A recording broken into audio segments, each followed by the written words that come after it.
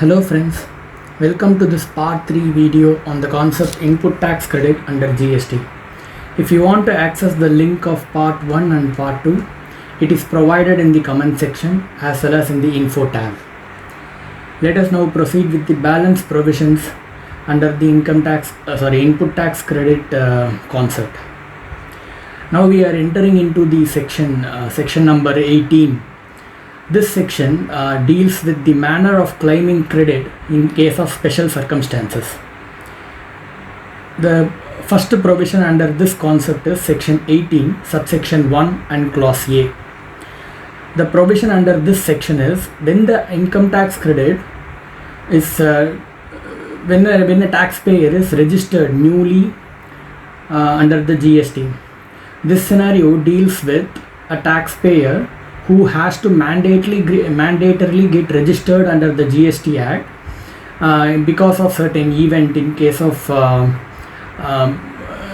crossing of the threshold limit in the case of turnover, and how the ITC has to be claimed in case of newly registered person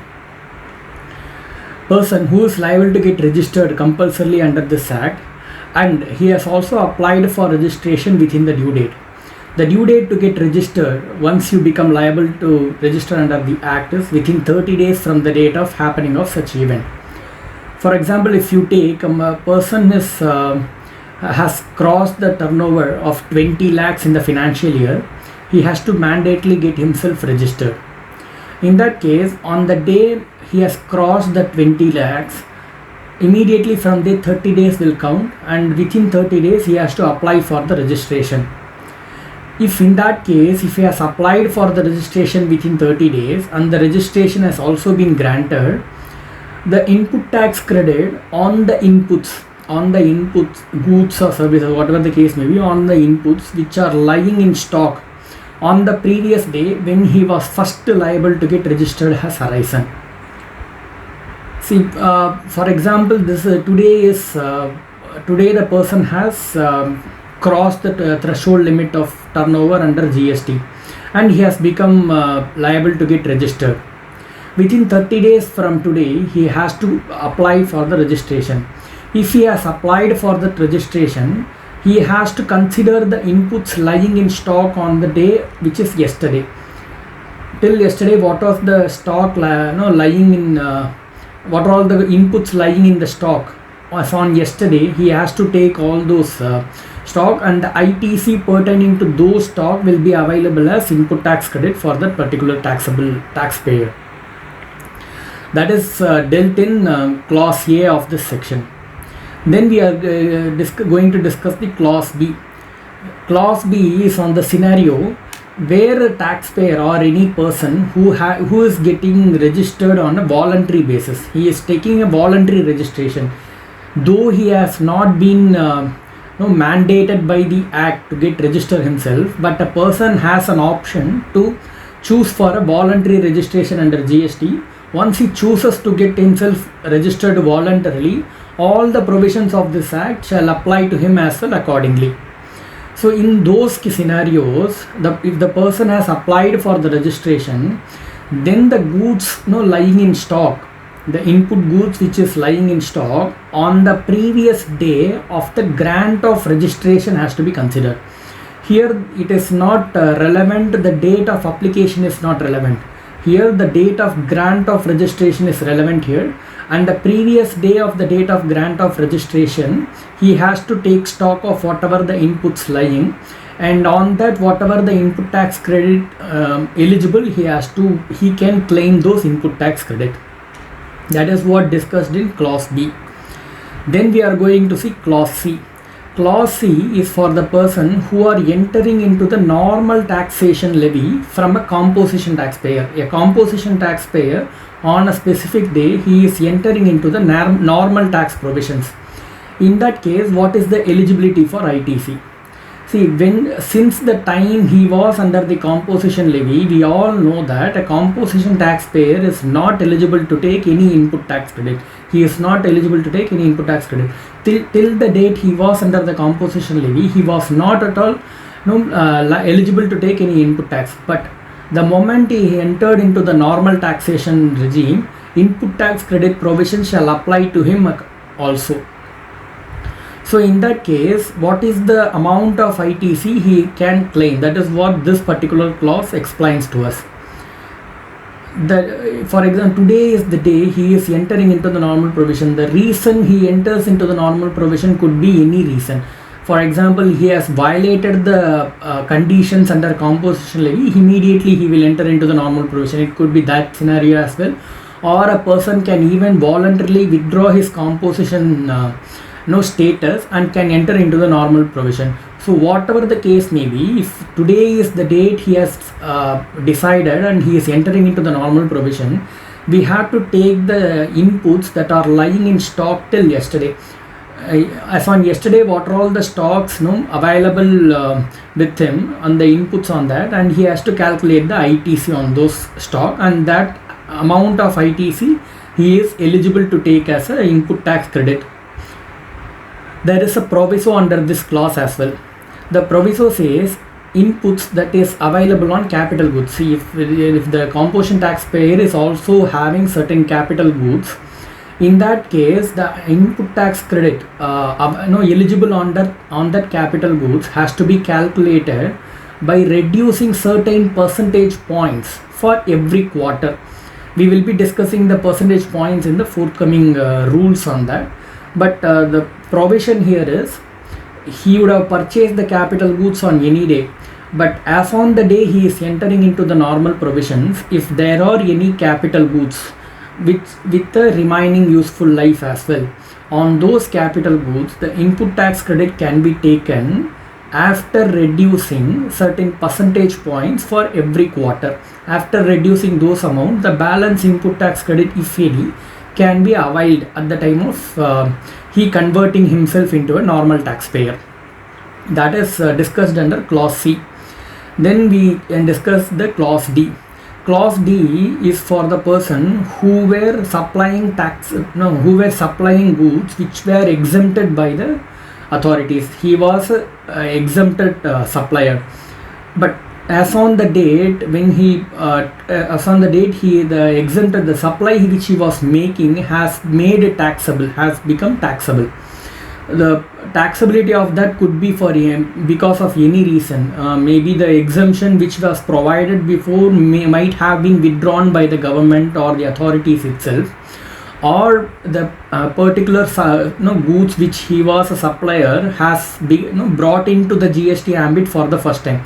So whatever the case may be, if he was an exempted supplier before and he becomes a taxable supplier from now on, then in that case the ITC, the input tax credit eligible on the inputs as on the previous day, we have to consider that is available as ITC. Also ITC also on the capital goods. He was an exempted supplier and he was using certain capital goods which was exclusively used for the purpose of providing that exempted supply. The capital goods was exclusively used for the purpose of providing that exempted supply. In that case, the amount of ITC on such capital goods can be taken after reducing certain percentage points for every quarter of usage of that capital goods till the date the particular supply has become taxable. Till the date he has to compute that amount, and that has to be reduced from the tax paid on purchase of such capital goods, and balance amount, if any, is eligible as ITC for the particular taxpayer. So these are all the provisions of subsection 1. Subsection 1, again we will repeat now. Subsection 1 has 4 clauses. That is clause A, clause B, clause C and clause D. Clause A deals with a person who is registering himself because he has been mandated by the act to register. In that case, what is the eligible ITC is the previous day on the happening of the event which has mandated the taxpayer to get registered himself. That is one condition. Second condition, After the date where it has been mandated, within 30 days he has applied for that registration. If these two conditions are satisfied, then the inputs lying in stock on the previous day of the event on which he has become liable to get registered, on the previous day we have to calculate the ITC. That is clause A. Then clause B. Clause B is for the person who has got registered himself on a voluntary basis. In that case, the relevant day we have to consider is the previous day of the date of grant of registration. The date of registration we have to take, and the previous day, on that day what was the stock available with him. On that stock we have to compute the ITC, input tax credit, and that input tax credit will become eligible ITC for that person. Then clause C. Clause C is for the person who was into the composition scheme before, and because of any reason he is entering into the normal provisions. Then in that case, what is the eligible ITC is what discussed in clause C. Then clause D. Clause D is for persons who was an exempted supplier before, and that supply has made it taxable from that date, and on that date what is the eligible ITC he can claim. Under clause C and clause D, there is a peculiar aspect. On these two clauses we are also taking input tax credit on the capital goods as well. But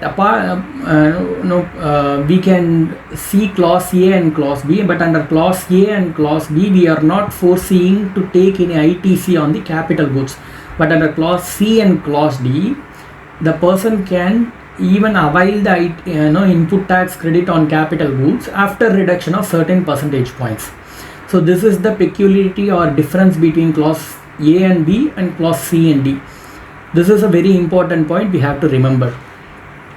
Then now we are going to discuss section 18 subsection 2. Subsection 2 plainly says that the input tax credit eligible ITC which was determined under subsection 1 is not eligible. It is not eligible to take if the date of invoice is issued before 1 year. See, we have determined the inputs lying in stock on the respective day. On whatever the clause we are getting, we are referring into, on that we know what is the respective date. On that respective date we have taken the list of stock of inputs available with us. In that we are just, when we verify all those stocks, we are seeing certain invoices for the relevant stock is issued before 1 year. That means we have purchased the stock with before 1 year and it is lying with us for more than 1 year.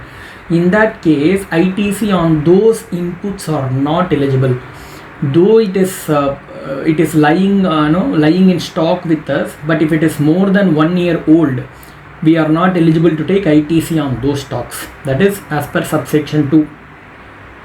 Then we see subsection 3. If there is a change in constitution, subsection 3 is for the change in constitution of the taxpayer. Change in constitution means the taxpayer has either has sold his business, or he has got into a merger type of transaction, or he has been demerged from an existing company, or he has gone into an amalgamation scheme. So whatever the case may be, his status of the taxpayer changes. So in those cases, how the ITC can be considered? See, in the case of sale, merger, demerger, amalgamation, whatever the case may be, in all those scenarios, if the agreement of this scheme in this transaction includes transfer of all the liabilities, then in that case ITC also will get transferred along with the other liabilities. Are we clear? If the amalgamation is of the scheme, that all the assets and all the liabilities are taken together, which we call in our accounting term, which we call it as pooling of interest method. In that pooling of interest method, we are taking up the entire assets and we are taking up the entire liabilities. In that cases, all the liabilities as it is getting transferred to the new acquiry. It is transferring to the new entity or to the acquiry. In those scenarios, the ITC, eligible ITC, shall also get transferred along with the other liabilities. So that is what provided in subsection 3, and the transfer also, there are certain rules framed under this particular case as well, how the computation and how the transfer has to take place. For that we have to refer to the CGST rules. Then now we are going to see section 18 subsection 4. Subsection 4 is for a person who is a normal taxpayer and he is getting into the composition levy. See, subsection 1 clause C, we saw that a composition taxpayer entering into the normal levy, but subsection 4 deals with a normal taxpayer entering into a composition levy. In that scenario, what are all the provisions? See, when the composition taxpayer enters into the normal levy, it means that a person who was not eligible for an ITC is now becoming to eligible for ITC. But in this subsection, a person who is already eligible for ITC is now entering into an area where he is no more eligible for ITC. That is the main main concept under this subsection. This particular concept or this subsection also applies for a supply which was previously taxable, has now been exempted. If a person who was providing a taxable supply, he was eligible for ITC, but if the certain supply, that particular specific supply has made exempted by any notification or by the law, then he will become an exempted supplier. If you are an exempted supplier, then you are no more eligible for the ITC. So in these scenarios, what we have to do is we have to calculate the amount of ITC available with us, and that ITC has to be reversed, or that ITC has to be repaid. That is what this provision says. This provision deals with. What this provision says is we have to calculate the amount of ITC on the previous day. Everywhere we are seeing that we have the relevant day is the previous day. Whatever the previous day, on that whatever the stock we are having, and we have to calculate the relevant ITC of that stock. That ITC we have to reverse. That is one scenario. Second scenario, if at all we have any capital goods, on those capital goods we would have already availed the ITC. When we purchase the capital goods, we know that immediately on purchase of capital goods we are eligible for the full ITC. If we have considered, or if we have already availed that ITC and those capital goods are still under use for us, now we are entering into a non-eligible ITC area. So we are entering into that phase. Now whatever the ITC we have already availed, we have to recalculate that, and we have to arrive at the ITC on that previous day. How we have to do? We have to take the ITC availed on the purchase of such capital goods, and we have to start reducing certain percentage points for every quarter.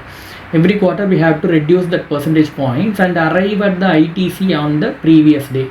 On that ITC we have to reverse in our electronic credit ledger. In these discussions, where and all I have told you that the ITC has to be reversed, it has to be reversed from the electronic credit ledger. If at all we do not have the sufficient balance in electronic credit ledger, the difference amount which is insufficient in our ledger has to be paid in cash. Are we clear? I will give you an example. The amount of ITC we have arrived at on the previous day is 1 lakh rupees. If we refer to our electronic credit ledger, the credit available with us, which is unutilized credits available in the electronic credit ledger, is only 60,000 rupees. In that case, there is a shortfall of 40,000 rupees. That 40,000 rupees has to be paid in cash in the electronic cash ledger, and that has to be reversed. That is what this provision says. And there is a proviso under this subsection. The proviso says that if there is an excess credit available in the electronic credit ledger, after reversing everything, if there is any excess credit available in the electronic credit ledger, that credit we will have to lapse. That credit has to be foregone. We are no more eligible to carry that credit. That is what the proviso under this subsection says. Next, what we are going to discuss is subsection 6, section 18, subsection 6. This subsection deals with sale of any capital goods or a plant and machinery. If you are making any sale of capital goods or a plant and machinery, what are all the provisions?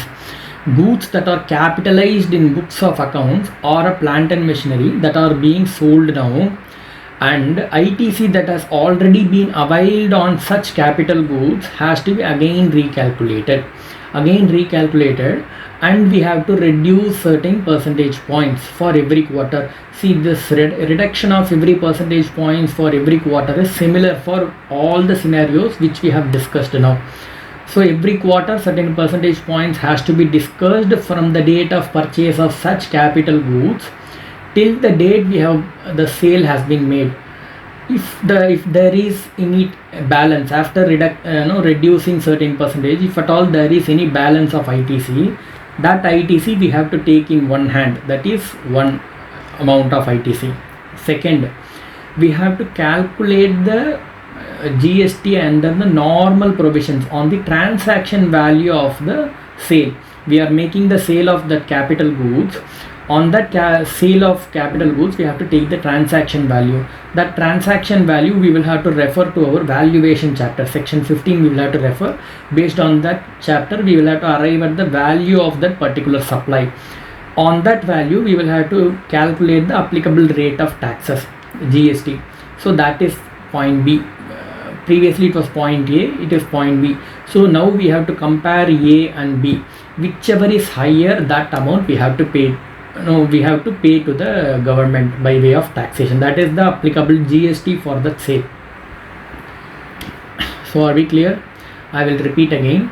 Under subsection 6 of section 18, this subsection applies to a sale of capital goods or a plant and machinery. We are making a supply of capital goods or a plant and machinery. Clear? In that we have to arrive, now we have to determine the amount of tax chargeable or payable on that particular supply. To arrive at the tax liability on that supply or sale, we have two types of taxes we will have to calculate. One type of taxes, the input tax credit already availed on purchase of such capital goods. We have to take that input tax credit and we will have to reduce certain percentage points for every quarter we have used that capital goods till the date we have made the sale. On that amount, whatever is after reducing that amount, whatever is the balance ITC, balance available ITC, that we have to take, that is A. Second, we have to calculate the tax rate. We have to apply the tax rate on the transaction value of such sale which is happening now. So we will have to get the amount of tax on such transaction value. Then we will have to compare this along with the balance ITC. Whichever is higher among these two has to be paid for the particular supply. The payment can be made either by way of reversal in the electronic credit ledger if sufficient credit is available, or else we will have to make the payment in cash. That is very clear. And there is again a proviso under this subsection. This proviso says these subsection 6 does not apply to capital goods in the nature of bricks, molds and dies, jigs and fixtures, or supplies that are made as scrap sale. These on these items, the subsection 6 proviso will not apply. Whichever is higher, those provisos will not apply. We will have to make pay taxes on the transaction value only. There is nothing that ITC reduced by certain percentage points. This concept will not apply on these items. Under this proviso, on bricks, molds and dies, jigs and fixtures or scrap sale, we have to calculate tax on the transaction value only, and that tax has to be paid for this supply. This is section 18. Section 18 has 6 subsections. We have discussed all these 6 subsections. Now we are going to discuss the relevant rules for this section 18. Relevant rule is rule number 40. Rule number 40, sub rule 1 and clause A. Rule number 40, sub rule 1 says, for the purpose of clause C and D, of section 18 subsection 1 and section 18 subsection 6, The value of ITC on capital goods shall be claimed or paid as applicable, whatever the case applicable, after reducing 5 percentage points for every quarter from the date of invoice. This proviso plainly says that I have been discussing, whenever we discuss the previous provisions, I have been telling you that we have to reduce certain percentage points on the ITC for every quarter. We have to reduce certain percentage points on the ITC for every quarter. I have been telling you that. What is that certain percentage points is what clarified in this rule. It says that 5 percentage points for every quarter it is used. That has to be claimed or paid. Why it is said as claimed or paid? Because under clause C and clause D of subsection 1 we have to claim the credit, but under subsection 6 we have to make payment of the credit because it is for the sale of capital goods. So the relevant percentage is 5 percentage, and it has to be calculated from the date of invoice. It is very clear under this rule.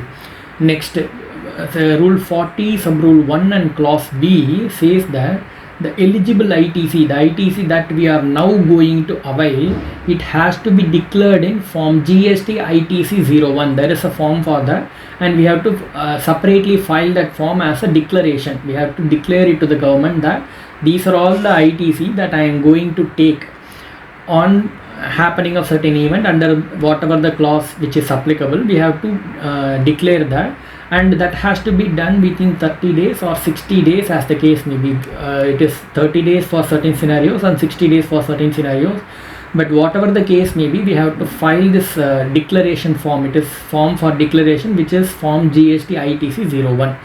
That is very clear under clause B. Next, now we are going to discuss rule 44. This rule is for the purpose of section 18 subsection 4 and section 29 subsection 5. Now we already know what is section 18 subsection 4. Section 18 subsection 4 is for what? If a normal taxpayer entering into a composition levy, or if a taxable supply has become exempted supply. For these scenarios which is provided under section 18 subsection 4, that means what? A person who was previously eligible for input tax credit now become ineligible. That is what this particular section says. Even section 29 subsection 5 says, this 29 subsection 5 deals with a person whose registration under GST has been cancelled. The cancellation may be for various reasons that we will be discussing under the registration chapter, but here we can understand that the taxpayer's registration has been cancelled under the GST Act. In that case, we will have to whatever the ITC which is available, that has to be reversed or paid back. That is what we are going to discuss under this rule. This rule says for inputs that are lying in stock, or that are contained in semi-finished goods or work in progress, or in a finished goods, whatever the case may be, shall be calculate on proportionate basis of corresponding invoices. We have to take whatever the inputs in stock that we have to take, then we will have to take out the corresponding invoices of purchase of those inputs. That corresponding invoices we have to take, and we have to calculate the ITC proportionate to that invoices on which the ITC is availed on purchase. I will clarify you. For example, we have purchased 1000 units of raw materials. 1000 units of raw materials we have purchased on a certain date before, and we have a single invoice for the entire 1000 units. But 1000 units as on our relevant day is lying in this way.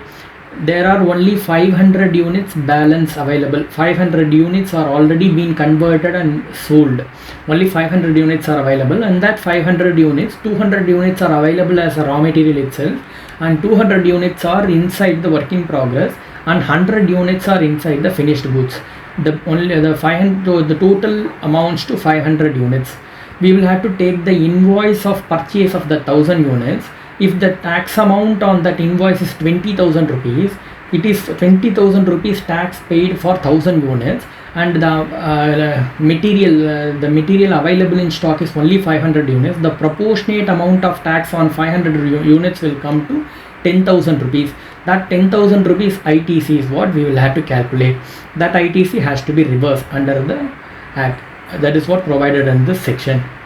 Next, for capital goods that are available as on that date, that has to be computed in the following manner.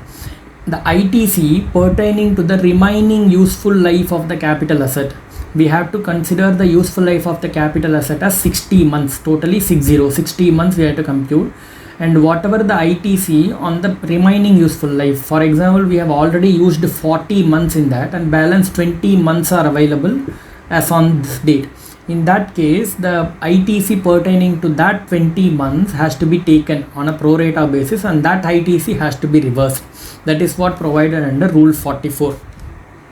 The amounts so determined above shall be done for each tax law separately. It is very clear that the whatever the calculations we were discussing before, that has to be done for each and every law, separately, which means what?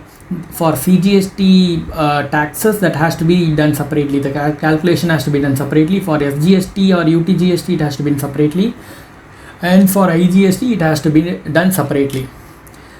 Then there is another point. It says that if the tax invoice which is referred under Rule 44, which we were saying that we have to take the relevant tax invoice, right?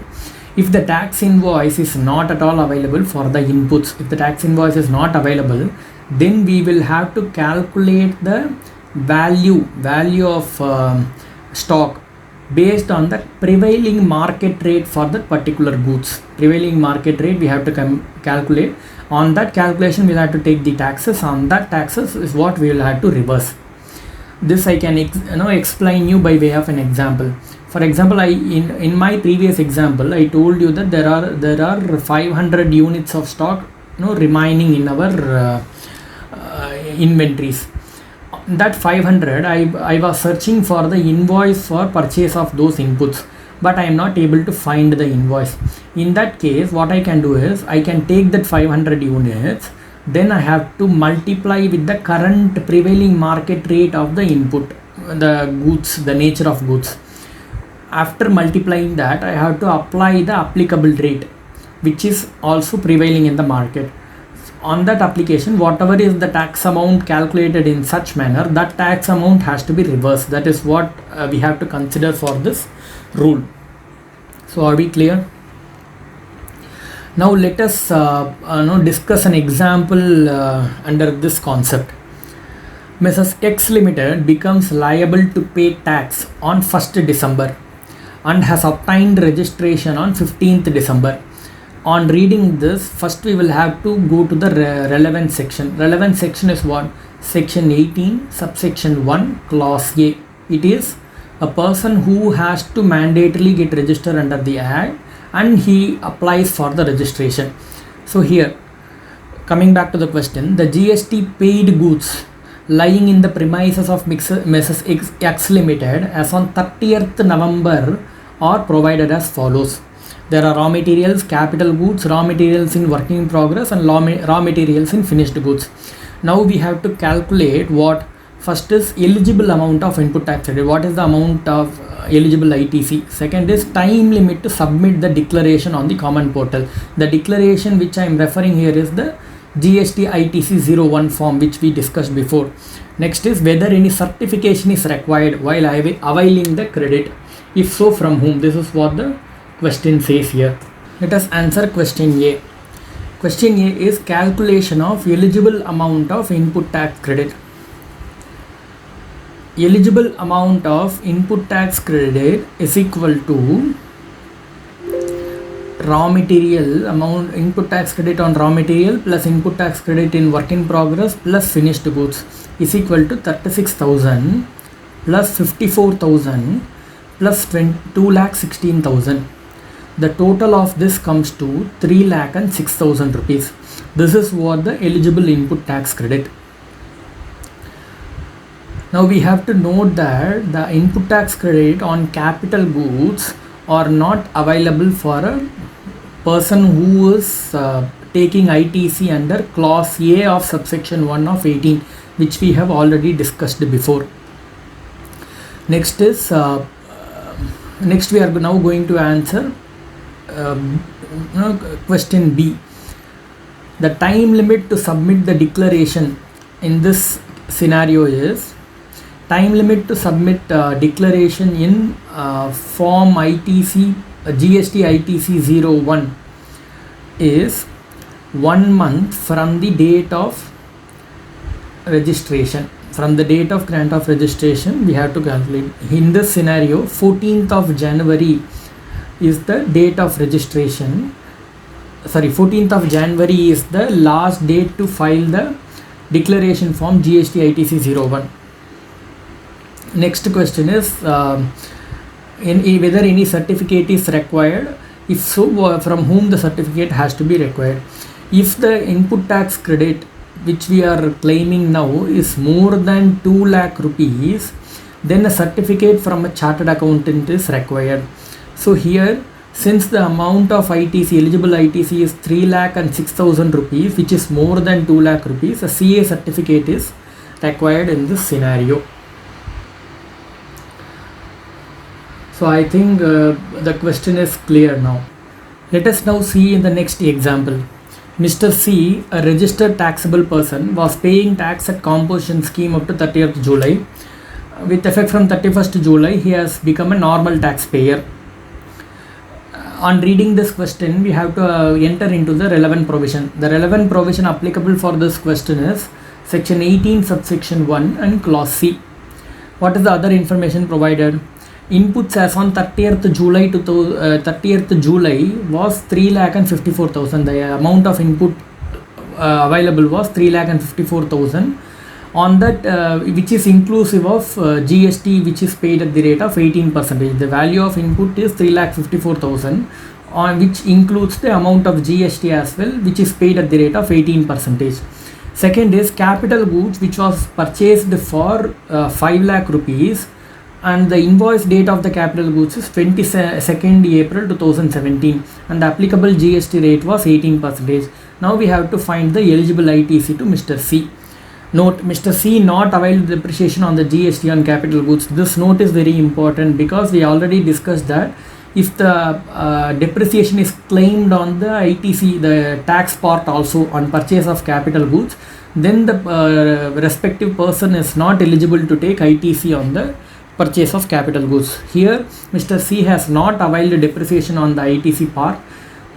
Accordingly, he is eligible to take the ITC on capital goods as well. Now let us answer this particular question.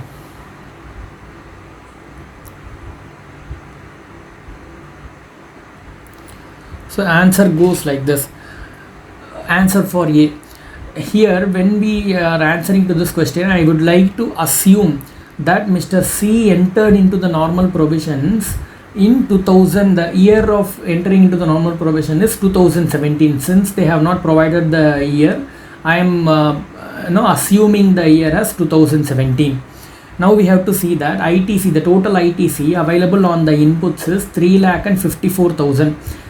The value of input lying in stock is 3,54,000, on which 18% GST is included. That means the amount of ITC on inputs has to be calculated in a manner that 3,54,000 into 18 divided by 118 gives you 54,000. Then now we have to calculate the ITC on the capital goods. But here they have not told you that the value of 5 lakhs is inclusive of GST. It means the GST has to be calculated on the entire 5 lakhs. 5 lakhs into 18% will give you 90,000 rupees. This the capital goods was purchased on 22nd April 2017. It means what, every quarter or part thereof we have to reduce 5 percentage points. Since it is purchased on April, May, June, which is 3 months, only 1 quarter it was on use, which means on that 90,000 we have to reduce 5%. 5% on 90,000 will give you 4,500 rupees. The balance amount is 85,500, and plus 54,000 will give you 1 lakh and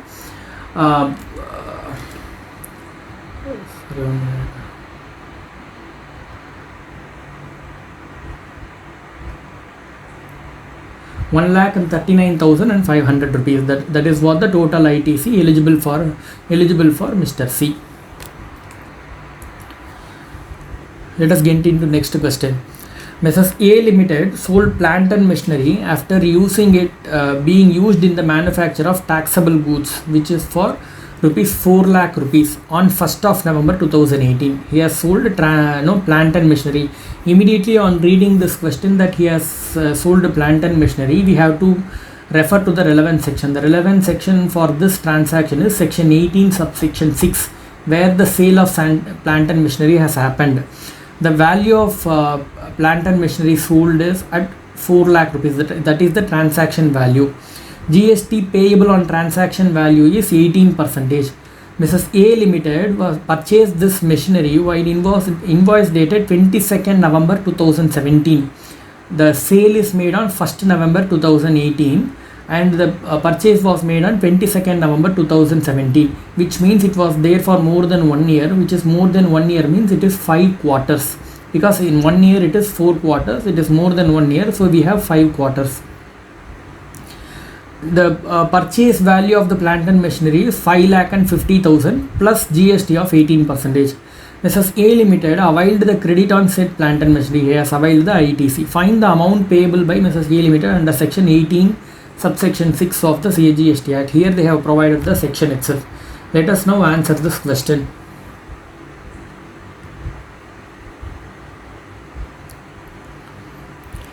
First one is computation of ITC on purchase of plant and machinery. On purchase of the capital goods, what is the amount of ITC we have taken, which is on what? On 1st of November 2018. ITC on capital goods is equal to purchased on what? 22nd November 2017 it was purchased. I told you that it was used for 5 quarters. The purchase value is 5,50,000 and 18% GST on that comes to 99,000. Less reduction of 5% for every quarter. There are 5 quarters already it is used. So 5% on every quarter we will have to reduce. So 99,000 into 5% into 5, which will give you 24,750 rupees. The balance amount of ITC on the capital goods is equal to 74,250 rupees. That is A. I told you that we have to compute two amounts in this, and whichever is higher we will have to make payment. Here A is 74,250. B is computation of ITC on the transaction value. On 4 lakh you have to straight away apply 18%. That will give you 72,000. 74,250 and 72,000. Comparing to that, whichever is higher is what we have to pay for the particular sale of this plant and machinery. The amount to be paid by A Limited as per section 18(6) is whichever is higher of 74,250 and 72,000 is 74,250. That is what the tax payable for this transaction.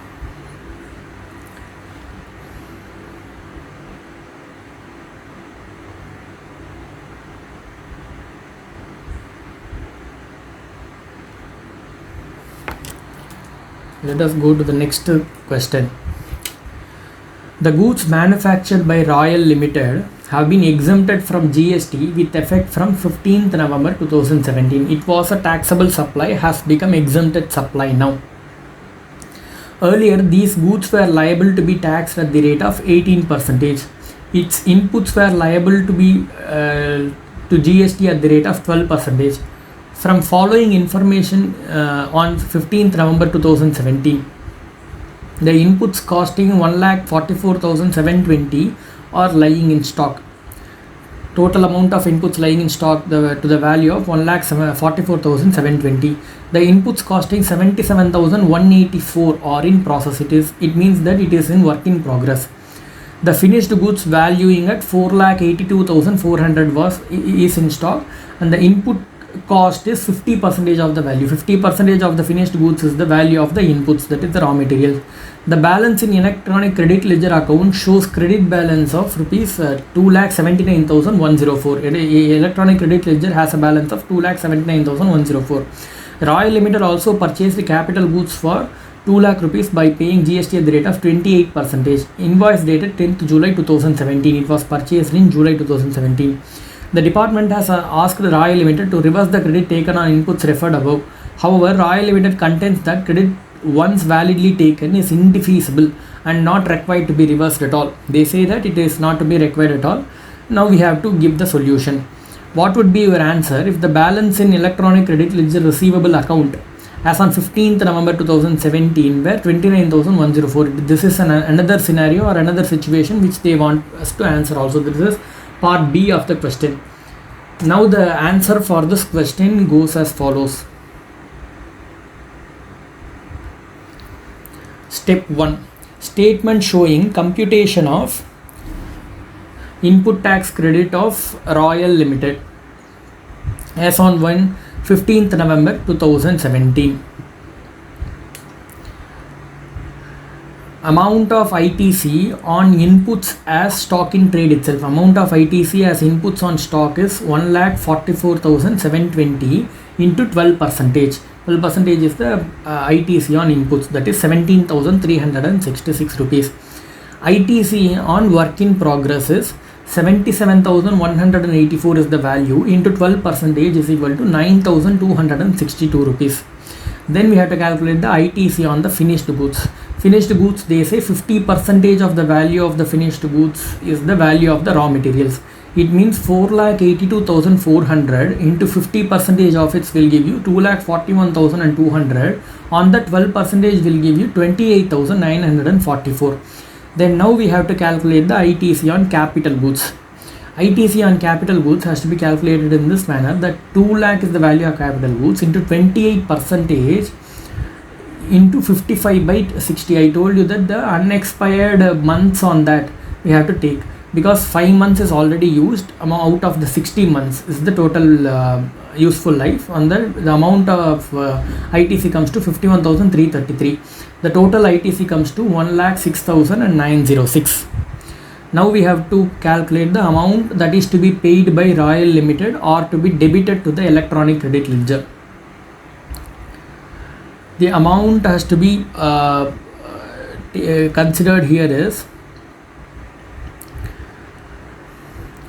amount payable by Royal Limited is 1,06,906 is what we have computed now, minus balance of electronic credit ledger is 2,79,104.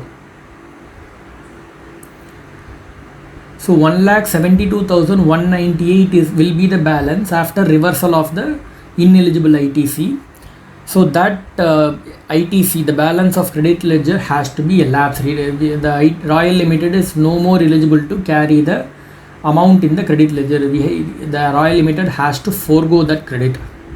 If the balance in electronic credit ledger instead of 2,79,104, if it is only 29,104, then the balance of rupees 77,802. 77,802 is arrived at by 1,06,906. On that balance of electronic credit ledger is 29,104. That has to be reversed. The balance amount will come to 77,802, has to be paid by way of cash by Royal Limited. That is how the question is answered here. So are we clear with the concept and questions? Now we are entering into the next part of provisions. Next part is IT, input tax credit on inputs of capital goods. Input tax credit on inputs or capital goods that are sent for job work.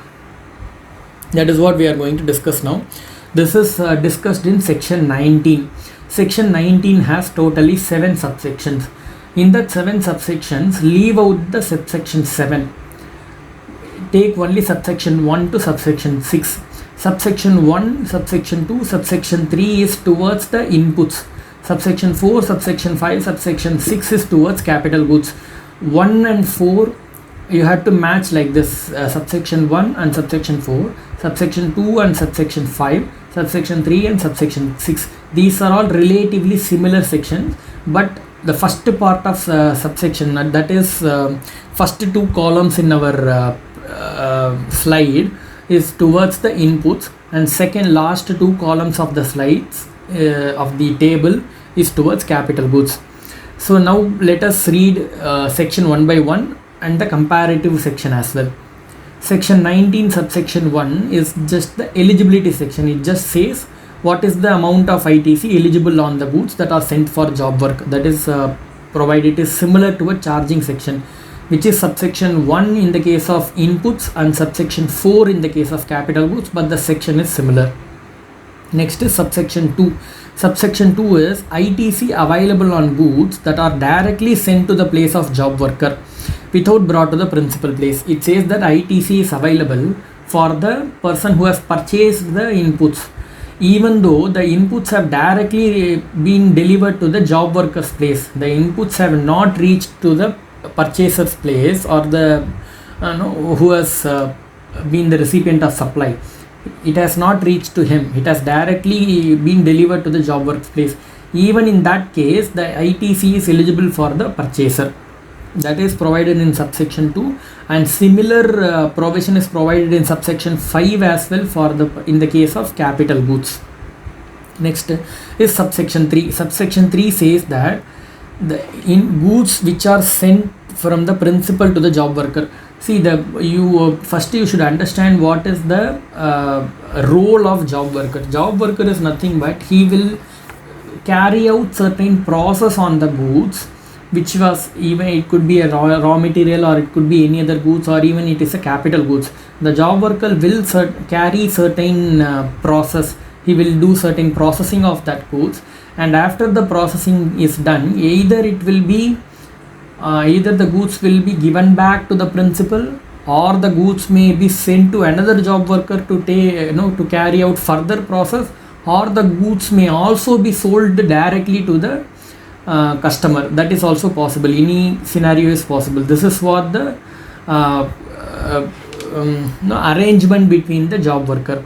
So in this type of arrangement, the principal has provided the goods, either it is inputs or it is capital goods. The principal has provided the goods to the job worker. Once the goods has been given to job worker, the goods has to reach back to the principal within 1 year from the date he has sent the goods. It has to reach back within 1 year. If the goods have not been returned by the job worker within 1 year, it means what? The principal has already sold the goods to the job worker. It is deemed sale. It is deemed that the principal has sold the goods to the job worker. On which date? On the date of removal by the principal itself. It means what? After 1 year, you are realizing that the goods you have sent to job worker has not returned to you. Then we say that the transaction of sale has been deemed here. There is a deemed sale concept has come here. So then what we have to do, if it is a sale, then we have to pay tax on it. If it is a goods that is directly sent to job worker, or the goods sent for job worker, it is not considered as supply at all. In that case, it is for that transaction there is no tax liability.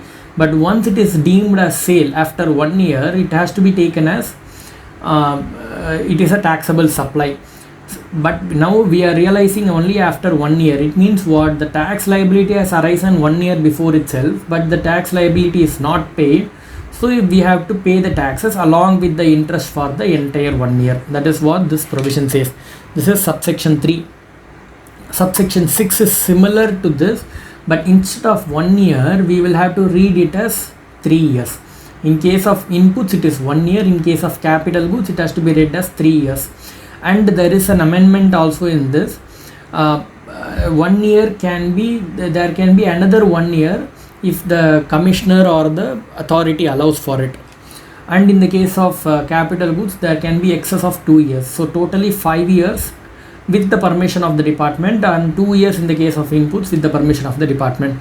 There is a proviso under both these subsections. Proviso says that period of 1 year starts from date of receipt by job worker in case of goods directly delivered to the job worker.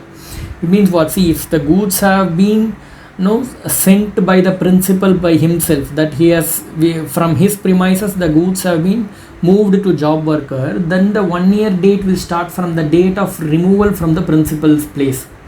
If the goods purchased by the principal is directly delivered to the job worker, then the duration of 1 year starts from the date the job worker received the goods. That is the difference here. That is what the proviso also brings out the difference. Similarly, for the capital goods, if the capital goods are directly delivered to job worker, then the duration of 3 years will start from the date of receipt by the job worker. So that is how we have discussed subsection 1 to subsection 6.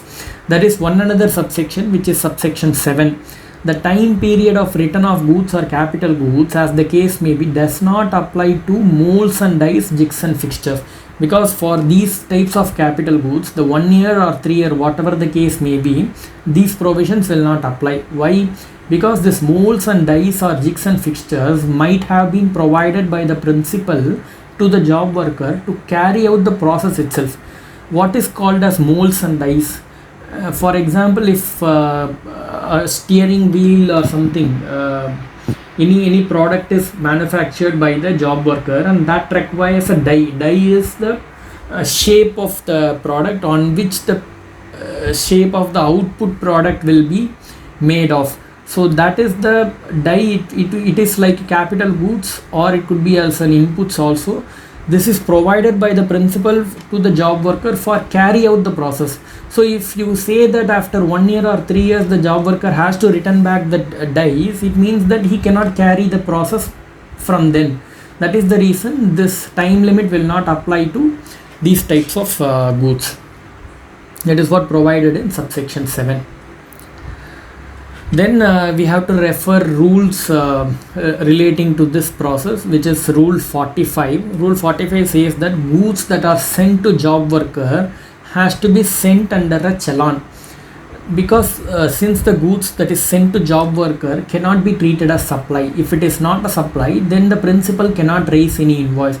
But if the principal cannot raise invoice, but if he is not at all raising any document, there will not be any track for this transaction at all. That is the reason the document which the principal has to issue while sending the goods to the job worker is called as a challan. He has to create a challan, and through that challan only the goods can be transported from the principal's place to the job worker. Even though the goods are directly sent to the job worker, the principal has to issue a challan to the job worker. Then after receiving the goods, the job worker he does the process on those goods. Once the part of his process is over, the goods may either sent back to the principal, or on the principal's request it may be forwarded to another job worker to carry out such other processes.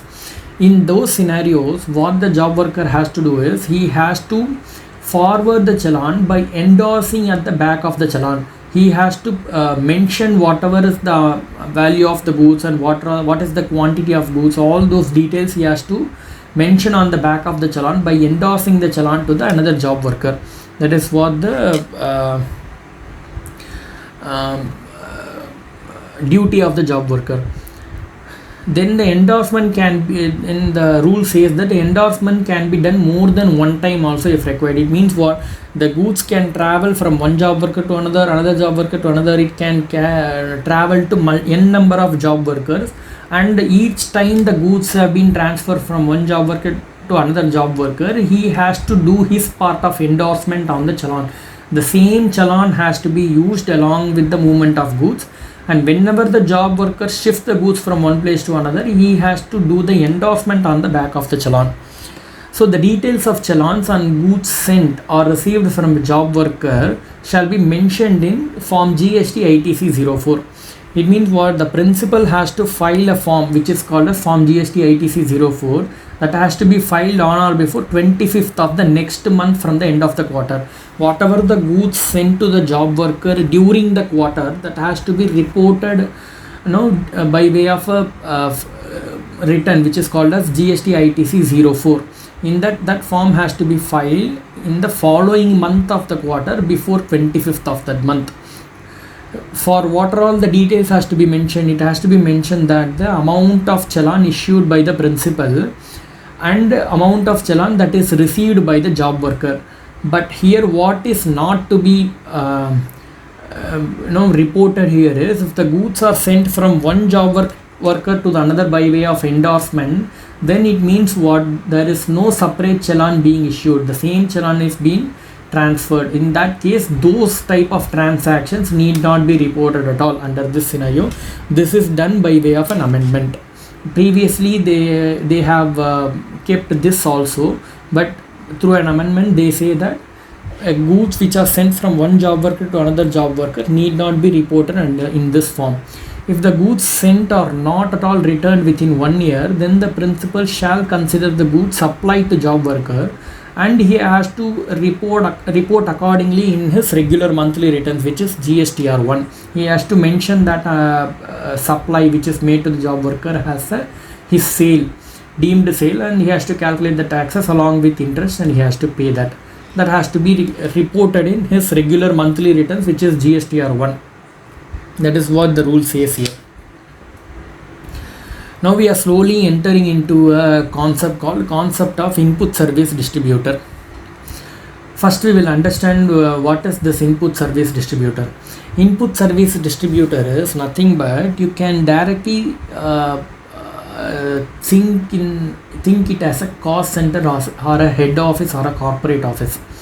See, I will tell you, a company can have, these are all the types of offices. One, a head office or a corporate office or a management office, whatever the case may be, will be there.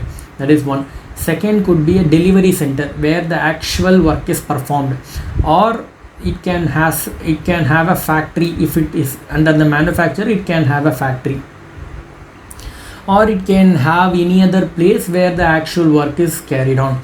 But definitely any entity or any organization will have a place which is only purely for the corporate, for maintaining the corporate office, or to be a head office, or be an office where the actual delivery of the supply is not happening.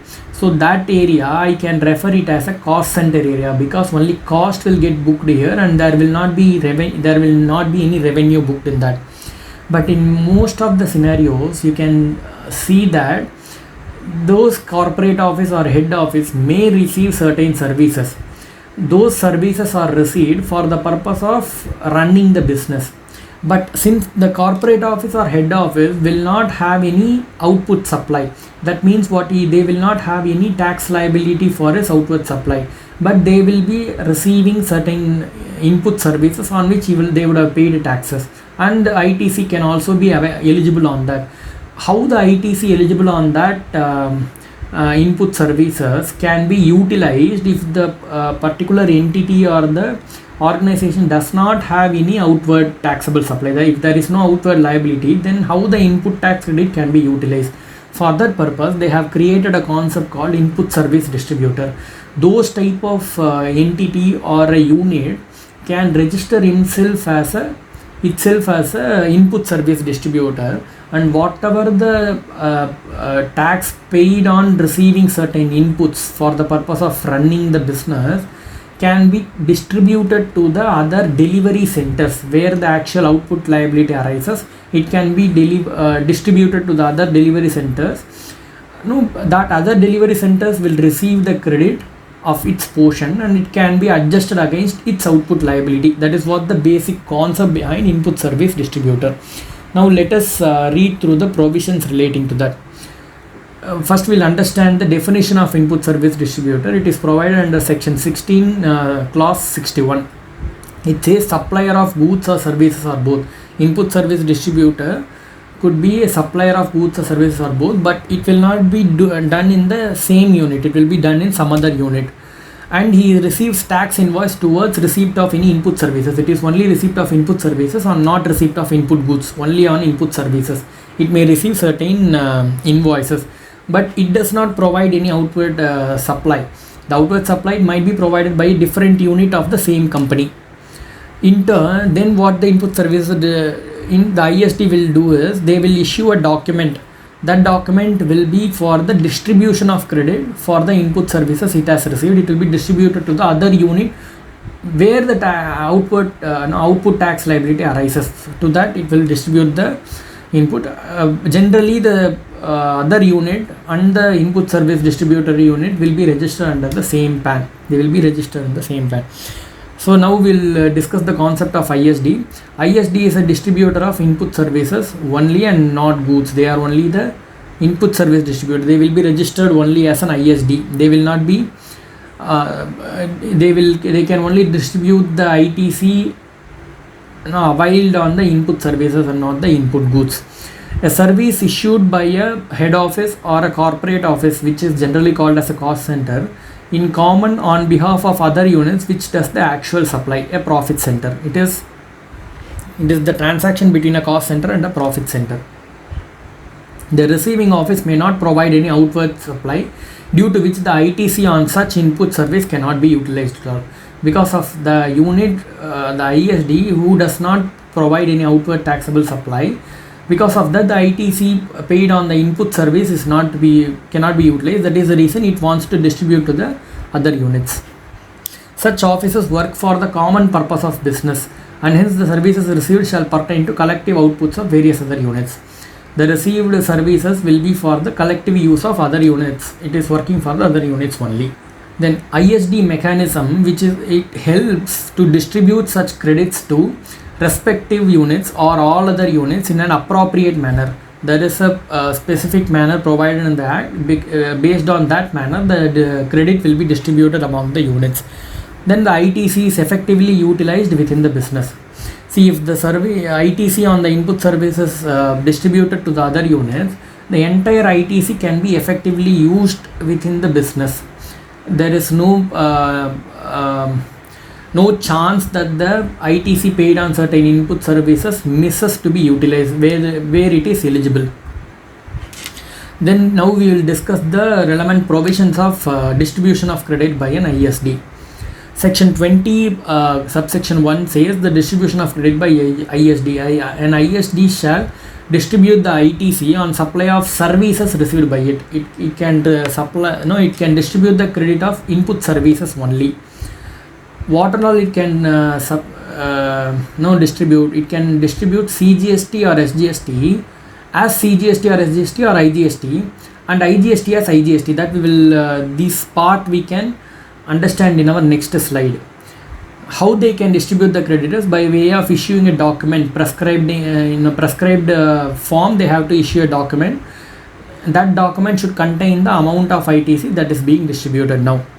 That is subsection 1. Subsection 2 says conditions to be satisfied by the ISD before distribution of input tax credit. These are all the conditions they have to satisfy. 1. ITC can be distributed only through a document and the amount provided therein. See, through a document only the credit can be distributed, and whatever the amount mentioned on that document is what the amount it can distribute. It cannot distribute more or less. Then the ITC distributed by the ISD, it should not exceed the total amount of ITC it has availed. Whatever the ITC it has availed from receiving certain input services, that ITC, the total of ITC should be greater than or it should be equal to the amount that is being distributed now. Next, if the ITC pertains to a unit exclusively, then the ITC to be distributed only to that unit. For example, if the head office is receiving an invoice for a service which is exclusively received by one among the units, if the company has 5 units including the head office, then the head office could be called as a cost center, and for 4 other units could be called as a profit center. The head office has received one invoice. That invoice is pertaining to a service which is received only by one among the 4 units.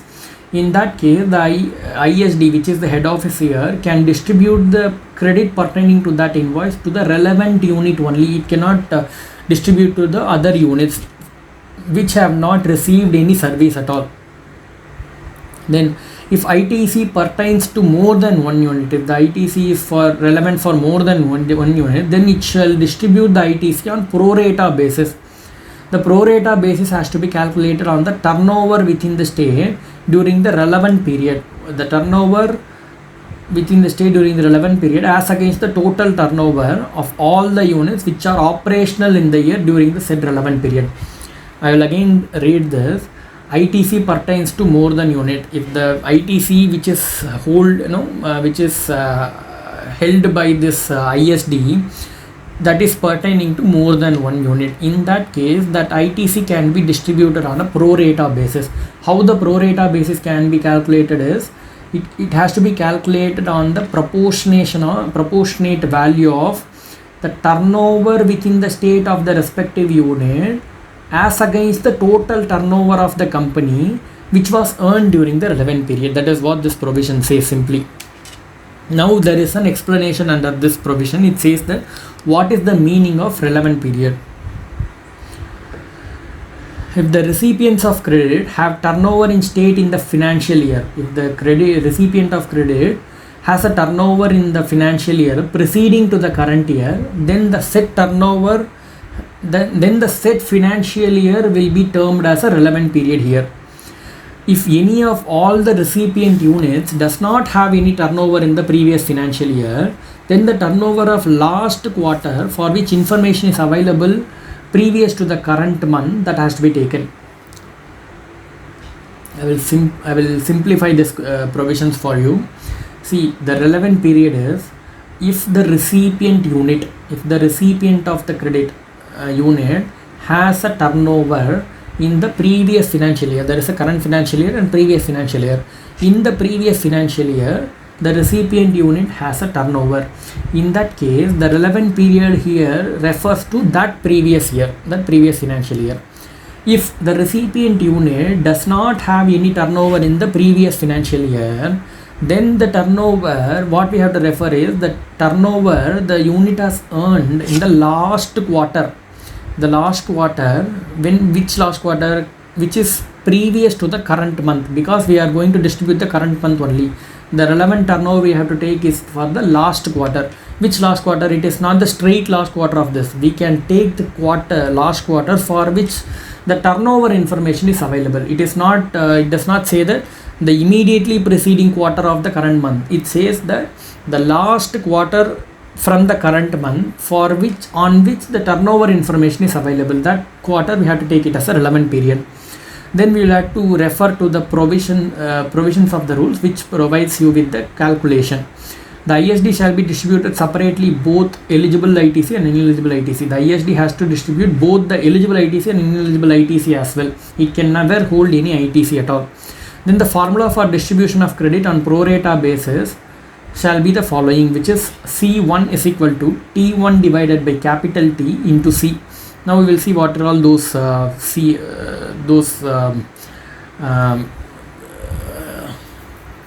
the value, what are all those denoted as. C1 is equal to ITC attributable to one of the eligible units. C1 is the calculation, the resultant figure, which is the ITC attributable to one of the units. T1 is the turnover of that such eligible unit. The recipient unit, the turnover of the recipient unit is called as T1. The capital T is the total turnover of all the eligible units. See, for example, if there are 5 units, total units in the company, and this particular credit is distributed only to the 3 units, then the capital T refers to only the total turnover of all the 3 units only and not the 5 units. That is very clear here. Then C, capital C is the total amount that is going to be distributed now, the total ITC that is going to be distributed now. That is what the capital C. We have to apply this formula and we will have to arrive C1, C2, C3, how many ever units we are going to distribute, we will have to arrive based on that. Then the nature of ITC that is to be distributed shall be done in the following manner. This is very important. This table says that ITC on inputs of ISD. See, the ITC, if the input ISD, the ITC for the ISD is in IGST, then whatever the location of the recipient unit, it has to be distributed only in the form of IGST only. See, for example, the ISD is in Tamil Nadu. It has 2 units, one in Tamil Nadu, one in Andhra Pradesh. The input tax ITC of the ISD is in IGST. Then the amount distributed to Tamil Nadu also should be in IGST, and amount distributed to the Andhra also to be in IGST. If the ITC of the ISD is either CGST, SGST or UTGST, whatever the case may be, then the amount of credit distributed to the Tamil Nadu unit will be as CGST, SGST only. But the amount of credit distributed to Andhra will be in IGST because it is an interstate supply by the ISD unit. So we have to be very clear on that. Then an ISD has to take separate registration. The ISD has to, even it is a registered entity, it has to take a separate registration called as ISD. And there is no threshold limit prescribed for taking such registration. For other type of registration, there are certain threshold limits. But to get registered as ISD, there is no threshold limit for registration. An ISD shall file a monthly returns in form GSTR 6 within 30 days from the end of the month. Within end of the month, in 13 days, they have to file a form called GSTR 6.